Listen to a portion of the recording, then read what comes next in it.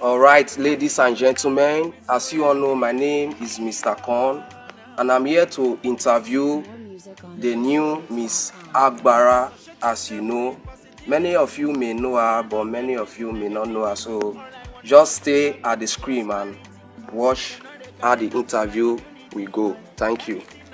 All right, ladies and gentlemen, watch your screen. I'm already here with the new Miss Agbarha, and I would like her to introduce herself by herself. So, what's your name? My name is Miss Merit Asiana Ojeswome. I'm 17 years old.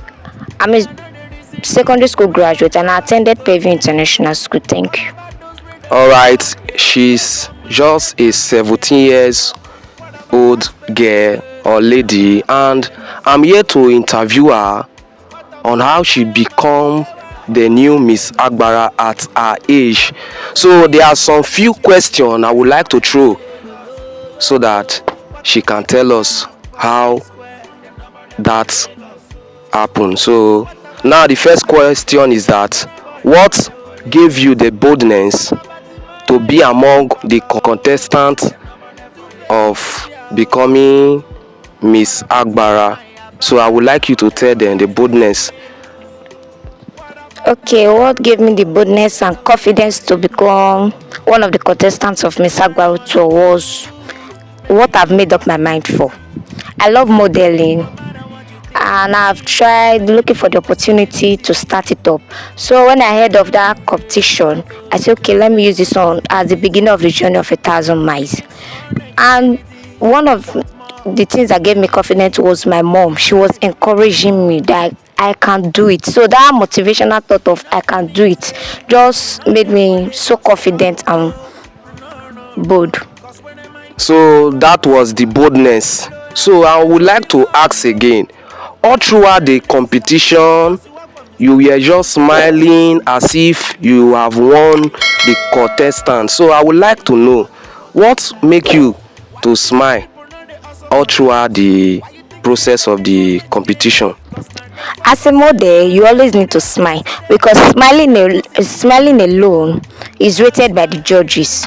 Your smile alone can even give you the first position. That is it. Because as a model, you always need to smile.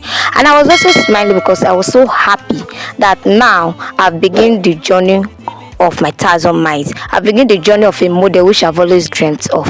Thank you. All right, that is the smiling and being happy for whatever you find yourself doing. Now I want to ask another question again, of which the people watching now will like you to answer. How manage were you able to face the crowd?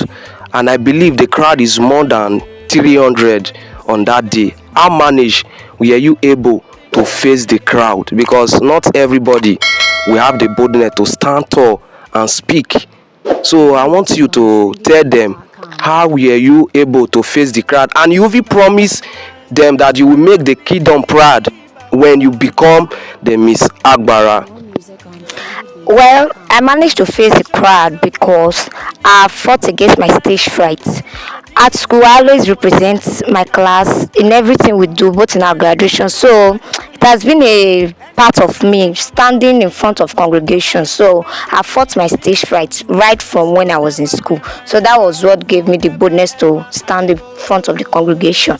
Then I said that I promise the whole kingdom that I'm going to make them proud. Yes, I know I'm a kid, a young girl, not yet an adult though. But I know by the grace of God, I'm going to try my best.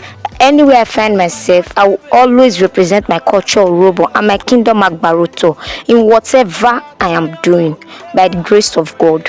Thank you. So the last question, I believe other questions are still coming.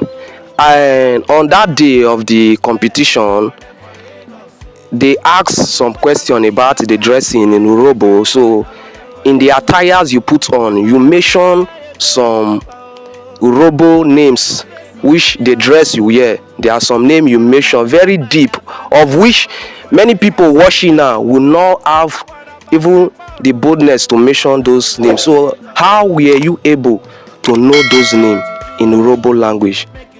Well, my parents gave birth to me and brought me up here in Agbaruto. So I was trained with our Urhobo culture, our Urhobo language, yes.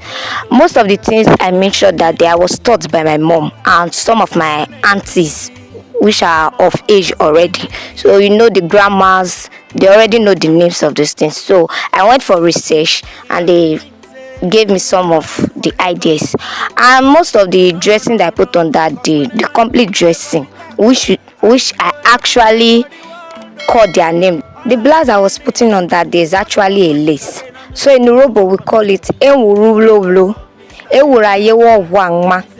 That's called the blouse in Urhobo. While the wrappers, the up and the down, is called Oseba Baniku.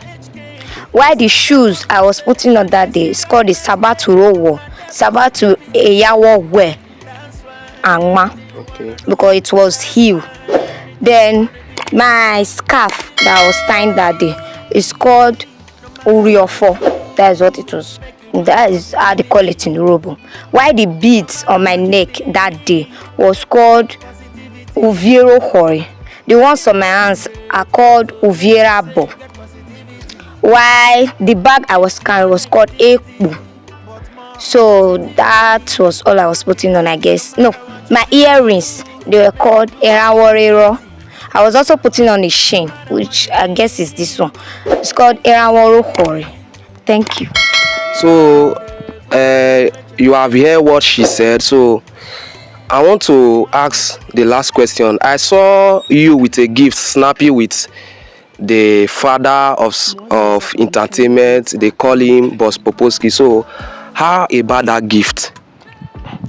Well, the day I won the competition, I was not given any prize though.